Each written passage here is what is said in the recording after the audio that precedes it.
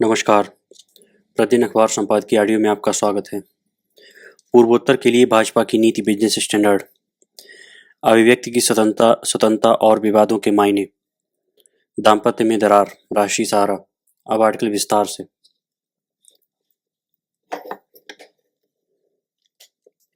पूर्वोत्तर के लिए भाजपा की नीति बिजनेस स्टैंडर्ड।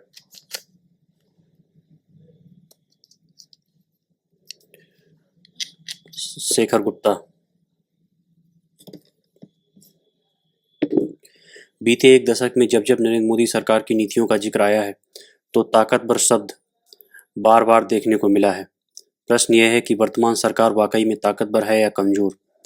मणिपुर इसकी शुरुआत करने के लिए एक बढ़िया जगह है। अगर आप मोदी और भारतीय जनता पार्टी के समर्थक हैं तो आप कहेंगे कि मणिपुर प्रकरण से इस तरह निपटना मजबूती का काम है। आलोचकों के लिए यह सबसे बड़ी नाकामी होगा। अगर हम कहें कि दोनों ही जवाब गलत हैं तो, और हाँ, मैं ये बिल्कुल नहीं कह रहा हूँ कि दोनों थोड़े थोड़े सही हैं। जवाब यह है कि मणिपुर पूर्वोत्तर पर शासन करने का भाजपा का अनोखा वैचारिक तरीका दिख रहा है, जहां वह पहचान की राजनीति के जियोजित्सु, जापानी मार्शल आर्ट के जरिए शासन करना चाहती है। अगर पूर्वोत्तर के राज्यों में शासन के लिए छोटी पहचान की राजनीति चुनौती बन रही है तो भाजपा उसका मुकाबला बड़ी पहचान के माध्यम से करना चाहती है। यही वजह है कि हमने जियोजित्सु का इस्तेमाल किया है, क्योंकि उस मार्शल आर्ट में आप प्रतिद्वंदी की ताकत और वजन का ही इस्तेमाल कर उसे हराते हैं। भाजपा के लिए यह प्रयोग या प्रक्रिया चल रही है। हालात बद से बदतर होते जा रहे हैं, लेकिन पार्टी इस प्रक्रिया को जारी रखना चाहती है। उनकी नज़र में कांग्रेस ने बीते तमाम दशकों के दौरान पूर्वोत्तर में और खासकर जनजातीय राज्यों में पहचान की राजनीति में भयंकर भूल की है। मैं पूर्वोत्तर में काम कर चुके राष्ट्रीय स्वयंसेवक संघ के कई नेताओं से यह बात सुन चुका हूँ। भाजपा के कुछ लोग भी इनमें शामिल हैं और उनमें से कुछ दूर से ही सही, लेकिन इससे अब भी जुड़ना चाहते हैं। संक्षेप में कहने का अर्थ है कि कांग्रेस कभी वहाँ की समस्या से दो दो हाथ नहीं किए। उसने जनजाति समूहों और ईसाई प्रभाव को पकड़ बनाने दी। उसने उग्रवाद को शांत करने के लिए केंद्र की ताकत का इस्तेमाल किया, लेकिन राजनीतिक रूप से स्थानीय तत्वों के साथ नरमी बढ़ती रही। ऐसा भारतीय राष्ट्रवाद के बारे में कांग्रेस की कमजोर समझ के कारण हुआ।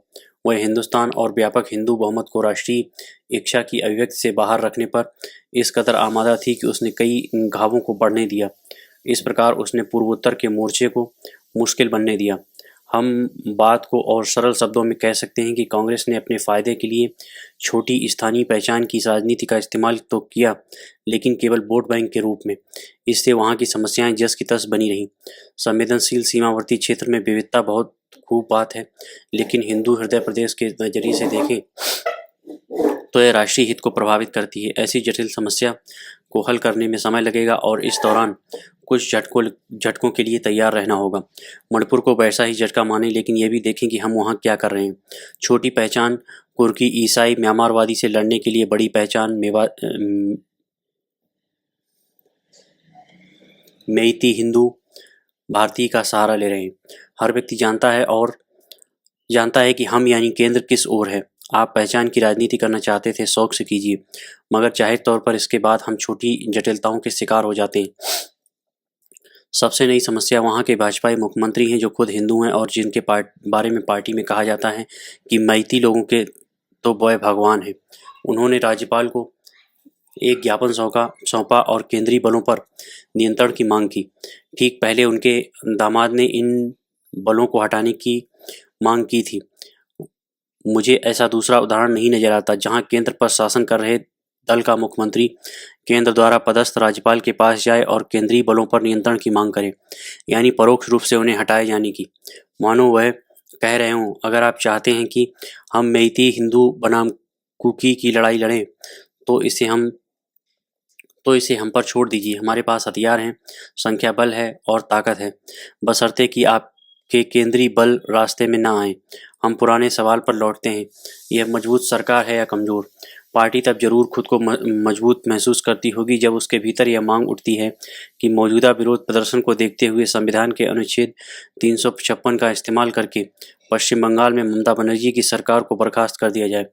पश्चिम बंगाल के राज्यपाल कैमरे पर टेलीप्रॉम्प्टर पढ़ते हुए धमकी दे रहे हैं कि वह संविधान का इकबाल बरकरार रखने के लिए शासन की बागडोर अपने हाथ में लेने के लिए तैयार हैं, तब पार्टी अपने ही मुख्यमंत्री का क्या करेगी, जिसके राज्य की आबादी पश्चिम बंगाल की आबादी से के बमुश्किल 5% है और जो मांग कर रहा है कि केंद्रीय बलों का नियंत्रण उसे सौंपा जाए या उन्हें वापस बुलाया जाए। मणिपुर में भाजपा का नजरिया है कि राज्य में विदेशी घुसपैठी और सशस्त्र ईसाई कुकी आदिवासी हमला कर रहे हैं और सरकार बहुत शानदार काम करते हुए हिंदू मैती समुदाय का बचाव कर रही है, भले ही उनकी आबादी कुकी की तुलना में 3 गुना हो। आप इस मजबूत लड़ाई को रोकने के लिए अनुच्छेद 356 का इस्तेमाल नहीं करते। अगर आप आलोचक हैं तो आप इसे विशुद्ध नाकामी मानेंगे। राज्य सशस्त्र अराजकता का शिकार हो चुका है। ठीक है, तकनीकी लिहाज से वह अलग दौर था, मगर कश्मीर, पंजाब या नागालैंड और मिजोरम में चरम उग्रवाद के दौर में या पूर्वी मध्य भारत के माओवादी इलाकों में कभी 10 किलोमीटर तक मार करने वाले रॉकेट और ड्रोन के जरिए बम नहीं दागे गए। यह पूछने पर आपको जवाब मिलेगा, सीमा पार देखिए, खतरा वहां से आ रहा है। देखिए म्यांमार की हालत क्या है। परंतु म्यांमार की स्थिति तो हमेशा ऐसी ही खस्ता थी और भारत की सीमा से लगे उसके उत्तरी इलाके में तो खास तौर से हमेशा बिखराव रहा। आज म्यांमार की सेना नाटकीय गति से नियंत्रण खो रही है। इसका यह मतलब तो नहीं कि भारत अपनी सेना वहां भेजकर वहां व्यवस्था बनाए। भारत का काम अपने यहाँ की व्यवस्था बनाना है। चूंकि पूर्वोत्तर पर भाजपा का रुख हिंदू पहचान और उसके वैचारिक राष्ट्रवाद से चल रहा है, तो पार्टी ये नहीं कह सकती कि यह कारगर नहीं, मगर इस रुख ने मणिपुर में कुछ पुराने जख्म कुरेद दिए हैं और दूसरे घाव भी सामने आ गए हैं। मोदी सरकार ने पहले कार्यकाल में नागा विद्रोहियों NSCN के साथ अंतिम फ्रेमवर्क समझौता करके पूर्वोत्तर में एक शानदार शुरुआत की थी। मोदी ने अपने आवास पर एक टेलीविजन कार्यक्रम में इसे ऐतिहासिक माना था और वहाँ नगा भी नेता भी मौजूद थे। उसके 10वें साल में कोई हलचल नहीं है। केंद्र के पहले वार्ताकार, खुफिया ब्यूरो के पूर्व विशेष निदेशक RN रवि इस समय तमिलनाडु के राज्यपाल हैं, जबकि NSCN ने 2020 में ही उन पर फ्रेमवर्क समझौते के साथ छेड़खानी का इल्जाम लगाया था। उनके उत्तराधिकारी AK मिश्रा, वे भी खुफिया ब्यूरो के विशेष निदेशक रह चुके हैं, सक्रिय नहीं है। और गुरुवार को नागालैंड सरकार द्वारा बुलाई गई एक बड़ी बैठक, जिसमें नागरिक समाज, जनजाति और चर्च के नेता शामिल थे, में यह मांग रखी कि संवाद को मंत्री स्तर पर या राजनीतिक स्तर पर तक बढ़ाया जाए। NSCN ने यह भी कहा कि देर करने से नुकसान बढ़ेगा। अगर 9 साल में नागालैंड में कोई प्रगति नहीं हुई और वह कुछ हद तक पीछे ही चला गया है, तो इस बीच कई अप्रत्याशित जगहों से चिंगारियां निकल रही, खासतौर पर NRC CAA की प्रतिक्रिया में। खासी छात्र संगठनों ने बाहरी लोगों के विरुद्ध अपना आंदोलन तेज कर दिया है। गत माह मेघालय विधानसभा ने Meghalaya identification, registration, safety and security of migrate workers amendment bill 2024 पारित कर दिया। अब निरीक्षकों के पास बाहरी कर्मचारियों की पहचान, पंजीयन और उन्हें चिन्हित करने के अधिक अधिकार होंगे। मिजोरम में भी 1986 में शांत समझौते के बाद से शांति थी और वह भारत के सबसे शांत तथा कानून सम्मत क्षेत्रों में था। अब वहां भी पहचान का मुद्दा फिर से उठ रहा है और यह सीमा पार तक फैल रही समस्या है। मुख्यमंत्री लालडुहोमा भी सबसे बड़ी मिजो जनजाति के पक्ष में आवाज उठाकर ग्रेटर मिजोरम की मांग नए सिरे से उठा रहे हैं। असम में हाल ही में खूनी संघर्ष हुए हैं, जहां भाजपा एक पहचान बंगाली मुसलमान को दूसरी पहचान हिंदू से बढ़ाने में जुटी है।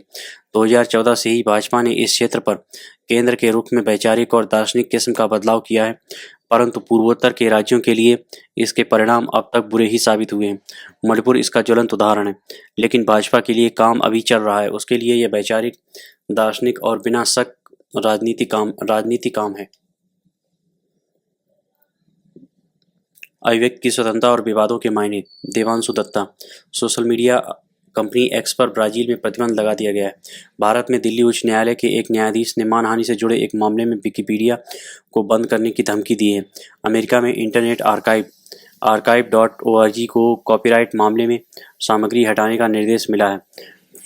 फ्रांस ने टेलीग्राम ऐप के संस्थापक पावेल दुरोव को इस आरोप में गिरफ्तार कर लिया है कि इस ऐप का इस्तेमाल बच्चों के अश्लील वीडियो प्रसारित करने के लिए हो रहा है।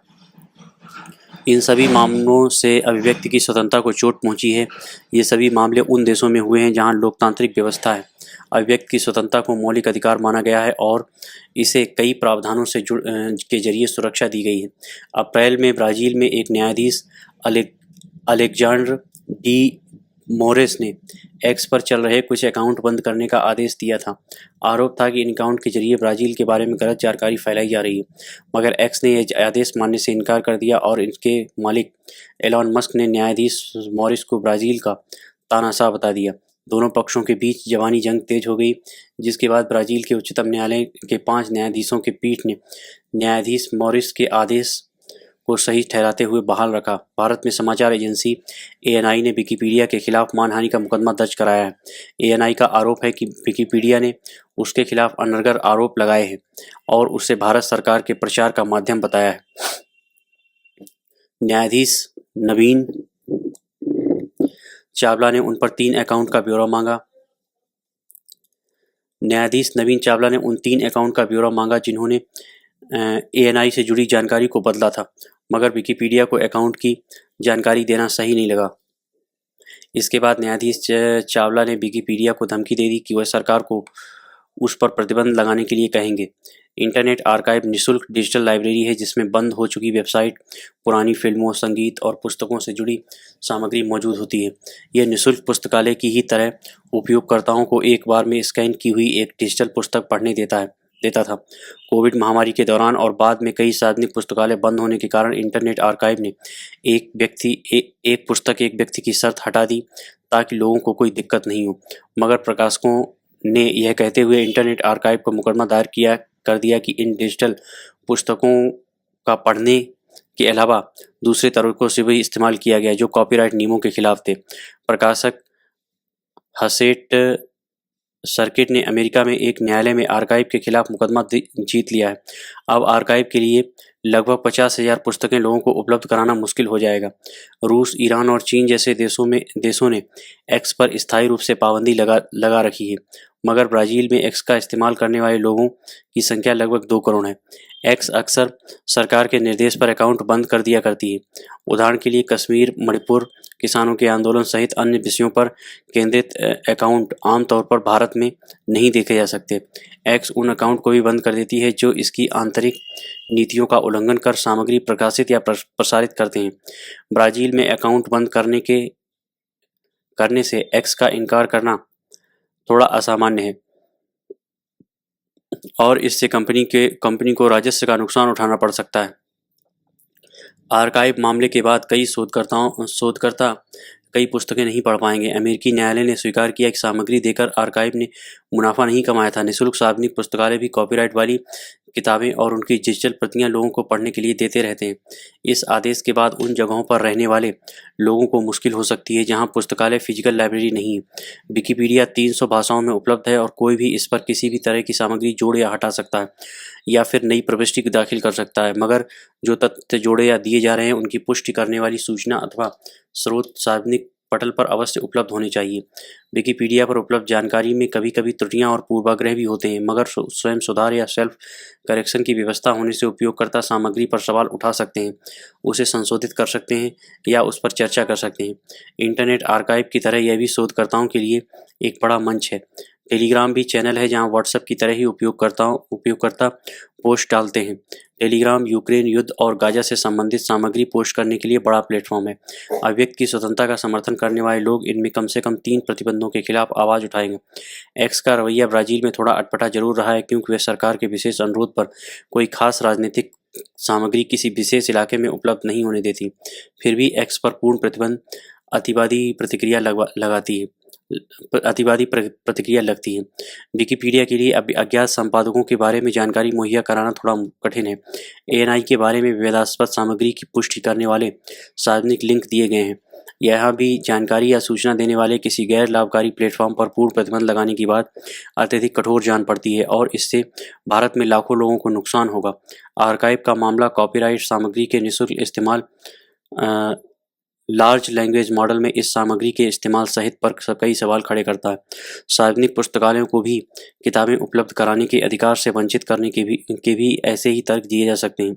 सभी की नज़रों में बच्चों के अश्लील वीडियो या चाइल्ड पोर्नोग्राफी प्रसारित करना गलत और अक्षम्य अपराध है, मगर टेलीग्राम अपने बचाव में कह सकता है कि सामग्री पर उसका कोई नियंत्रण नहीं है और अधिक से अधिक वह यही कर सकता है कि कुछ खास मामलों में जानकारी देने के लिए अधिकारियों का सहयोग करे। ये मामले 21वीं शताब्दी में डिजिटल माहौल के बीच अभिव्यक्ति की स्वतंत्रता के नियमों को नए तरीके से परिभाषित करने पर विवश करते हैं। चूंकि ये मामले बड़े लोकतांत्रिक देशों में चल रहे हैं, इसलिए वहाँ इन्हें स्वेच्छाधारी देशों में अभिव्यक्ति की स्वतंत्रता पर लगे प्रतिबंधों की तुलना में गंभीरता से लिया जाएगा। दाम्पत्य में दरार राशि सहारा। हिंदू विवाह को अनुबंध के तहत भंग नहीं किया जा सकता। इलाहाबाद उच्च न्यायालय की एक पीठ ने एक महिला की अपील को स्वीकार करते हुए कहा, शास्त्र सम्मत विधि आधारित हिंदू विवाह को सीमित परिस्थितियों में भंग किया जा सकता है। यह भी संबंधित पक्षों पेश साक्ष्यों के आधार पर पीठ ने कहा कि पारस्परिक सहमति के बल पर तलाक मंजूर करते समय भी निचली अदालत अपीलकर्ता को मूल सहमति पर कायम रहने के लिए बाध्य नहीं कर सकती। अदालत ने कहा कि ऐसा करना न्याय का उपहास होगा। पति ने आरोप लगाया कि 2007 में उसकी बीवी उसे छोड़ गई तथा 2008 में विवाह भंग करने की अदालत में अर्जी लगाई। मध्यस्थता प्रक्रिया के दौरान पति पत्नी ने अलग रहने पर सहमति जताई। बाद के लंबित रहने के कारण पत्नी ने विचार बदल लिए, पर पति ने उससे साथ रहने से इनकार कर दिया। हालांकि सेना के अधिकारियों की मध्यस्थता के बाद दोनों साथ रहने को राजी हो गए। इस दौरान इनके दो बच्चे भी हुए। 2011 में बुलंदशहर के अपर जिला जज द्वारा जारी निर्णय के खिलाफ उच्च न्यायालय में महिला ने अपील दायर की, जिसमें पति की तरफ से दाखिल तलाक की अर्जी मंजूर कर ली गई थी। मामला उतना पेचीदा नहीं लगता जितना दंपति ने उसे खुद उलझा लिया। अपने यहाँ घरेलू हिंसा के बावजूद अभी भी 2% से ज़्यादा तलाक नहीं होते हैं। पूरी जिंदगी दंपति आपसी झगड़ों में काट लिया करते हैं। यह दंपति अदालत की शरण में जाने के बावजूद मध्यस्थों के दबाव में या नए सिरे से सामंजस्य बिठाने की उम्मीद में पुनः साथ रहने को राजी हो गए।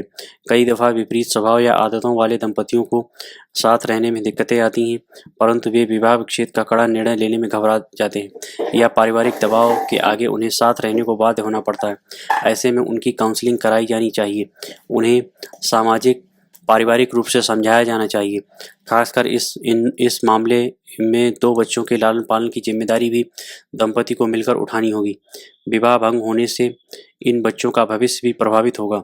तलाक की अर्जी लगाने के बावजूद यदि दंपति साथ रह रहा है तो पारिवारिक या निचली अदालत को उसे आखिरी मौका देने का प्रयास करना चाहिए। धन्यवाद।